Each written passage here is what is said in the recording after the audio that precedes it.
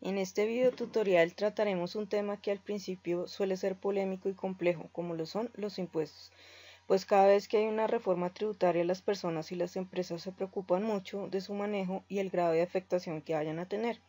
Espero que para ustedes no sea un motivo de preocupación, es por ello que trataré de hacer a través de ejemplos sencillos la explicación del mismo. Todo lo que hace el Estado cuesta dinero, como son carreteras, hospitales, colegios, y para ello requiere de recursos financieros y recursos en especie. Por lo tanto, se hace necesario que todos que somos el Estado, hagamos esa contribución para beneficiarnos directa o indirectamente de las obras que pues están llevando a cabo. Es por eso que todos tenemos que pagar la contribución o el hecho imponible.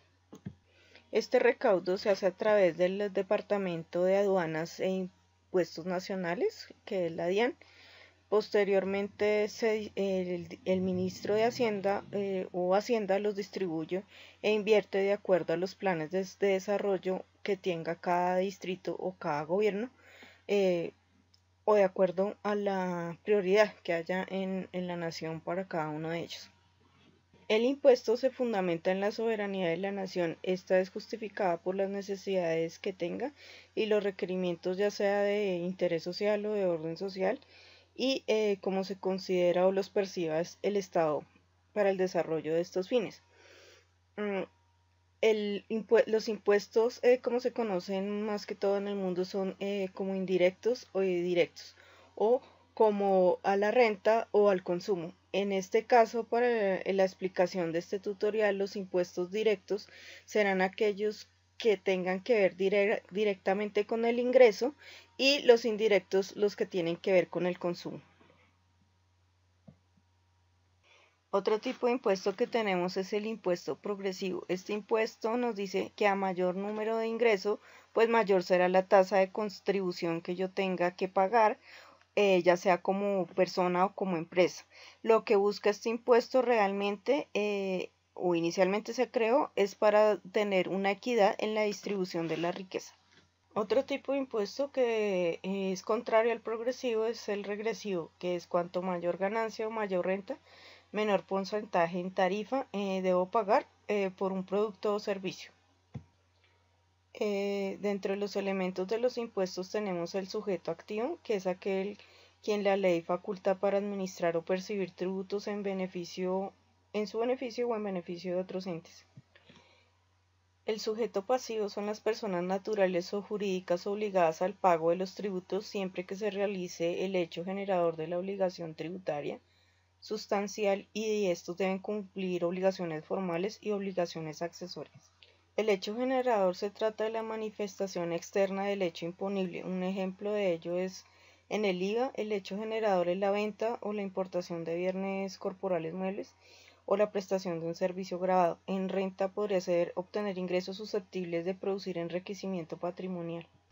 La base gravable es el momento monetario o la unidad de medida del hecho imponible sobre el cual se aplica la tarifa del impuesto para establecer el valor de la obligación tributaria. Es una magnitud establecida en la ley que, aplicada a la base gravable, sirve para determinar la cuantía del tributo. Un pequeño resumen de la clasificación de los impuestos sería: en razón a su origen, pueden ser internos y externos. En razón a los criterios administrativos, pueden ser directos o indirectos. En función a su capacidad, criterios administrativos pueden ser directos o indirectos. En función a su capacidad contributiva, son plenos, regresivos y progresivos.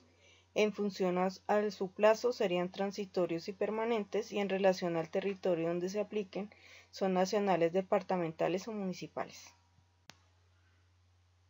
El impuesto al valor agregado o impuesto sobre ventas es un impuesto de naturaleza indirecta y se calcula sobre el valor agregado, aplicándose en las diferentes etapas del ciclo económico. Quien realmente paga este impuesto es el consumidor final.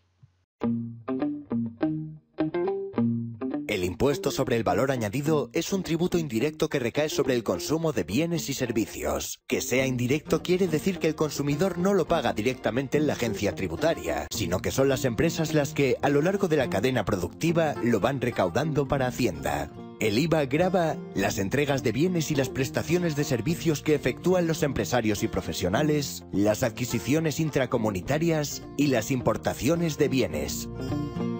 Se dice que el IVA tiene un carácter neutro para las empresas porque en principio no les debería suponer ni un gasto ni un ingreso en la medida en que los bienes que adquieran se empleen en la producción o en la comercialización de los productos. Es en el paso del consumo final donde esa neutralidad se pierde, ya que el consumidor no tiene ninguna figura a quien cobrarle el IVA que ha pagado por los bienes o servicios que ha adquirido. Vamos a verlo con el ejemplo de una panadería. El panadero compra a sus proveedores agua, harina, sal, levadura y complementos que le permiten elaborar el pan. Por cada uno de los ingredientes paga una factura y con ella una parte de IVA. Luego, a cada cliente que le compre una barra de pan, le va a incluir en el precio la parte correspondiente de IVA. Periódicamente, el panadero liquidará con Hacienda la diferencia entre el IVA que ha pagado en sus compras y el IVA que ha cobrado en sus ventas. De esta forma, el panadero solo pagará a Hacienda la diferencia, es decir, el valor añadido de su producto.